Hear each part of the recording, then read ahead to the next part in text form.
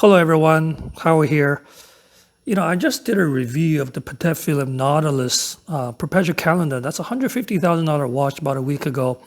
And today I'm looking at a relatively affordable Casio G-Shock. I think that's the beauty of being a watch enthusiast. There's so many different kind of watches out there. We can always find something we love and that we can potentially afford.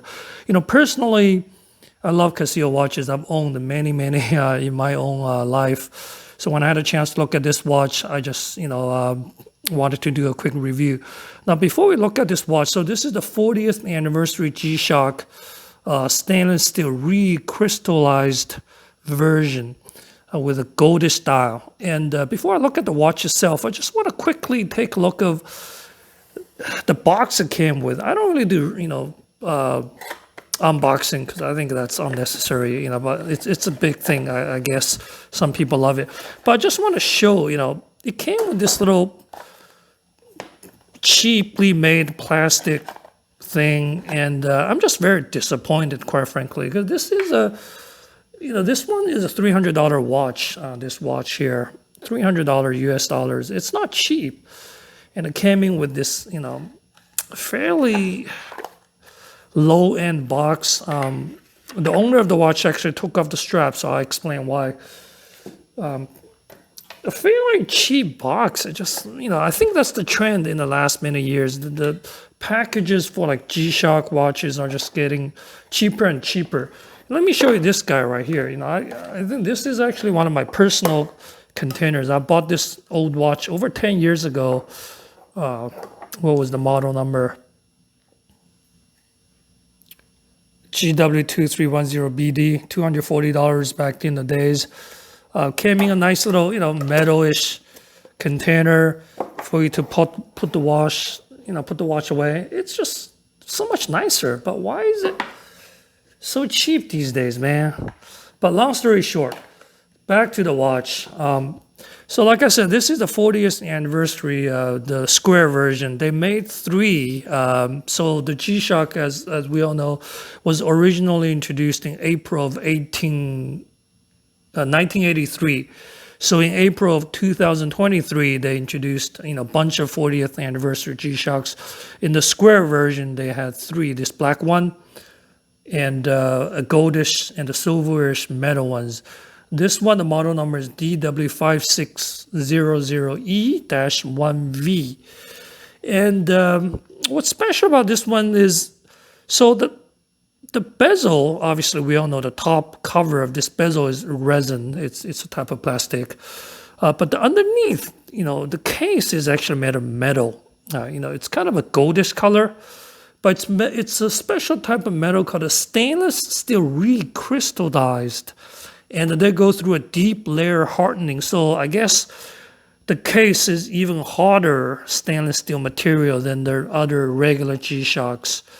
And they, added this little goldish tone. It looks really, I guess, really nice. What I find the most interesting and attractive this watch is this goldish dial. Well, not really a dial, the display. With a little reflection of light as you rotate a watch. It looks really, really pretty. And it's very legible. I mean, under good lighting, it's very, very legible compared to the regular, grayish background. I think this goldish background looks very fancy. There are a couple of design differences for the 40th anniversary. It has this Project Team Tough on the top. Also in the back, it's supposedly a specially designed 40th anniversary logo by an artist. Black arm-plated design. So overall, the design is the same as the original. There's nothing too much different. It's just the material, the stainless steel crystallized setup. And there's also a star on this button, I believe. Very nice. I don't think there's any stars over here.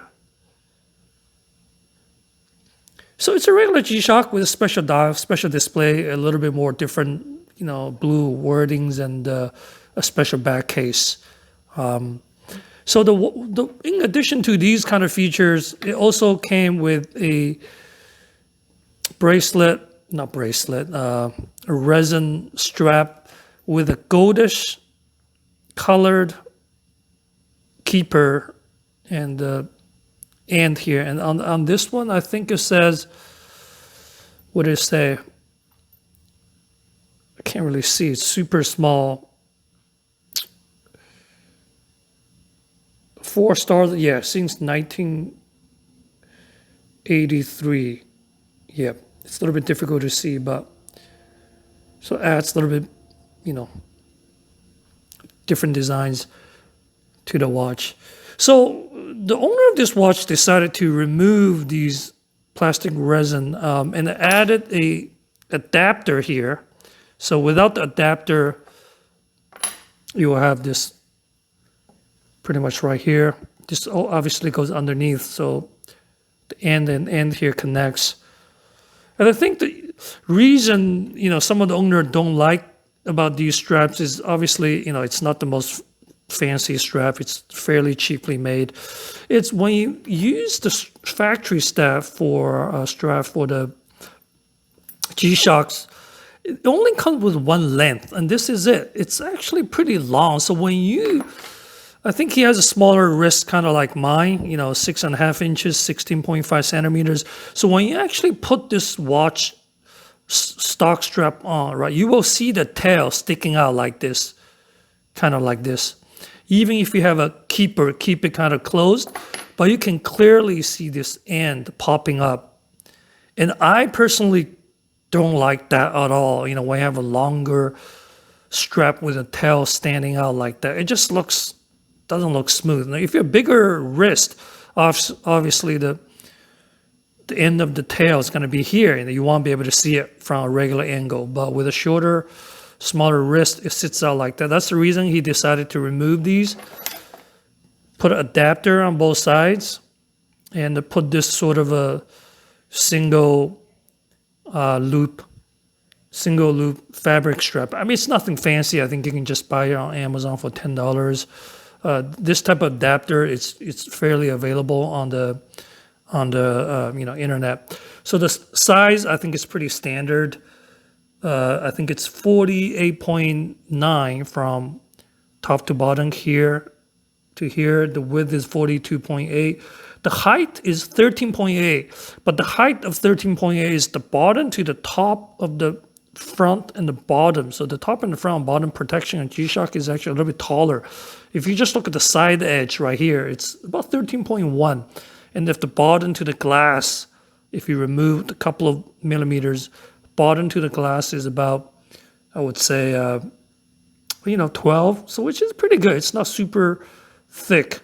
The weight with a factory resin strap is 78 grams. With the adapter and this fabric, it's about 77 grams, 2.75 ounces. It is quite a bit more heavier than basic 5600, which is 53 grams. So the function is very simple. I was quite frankly a little bit disappointed. All it has is just basic timekeeping, alarm, timer, stop time, and that's it. It doesn't even have, I don't even think it has the solar charging. It has the design looks like a solar panel, but it's not. It doesn't have Bluetooth, so it's fairly basic, quite frankly. And that I think some people would have loved to have a Bluetooth or a solar charging capability. Okay, trying to watch on my wrist. My wrist is a little bit smaller, 6.5 inches, 16.5 centimeters. I mean, the watch itself, it's fine, right? I mean, it doesn't look too gigantic.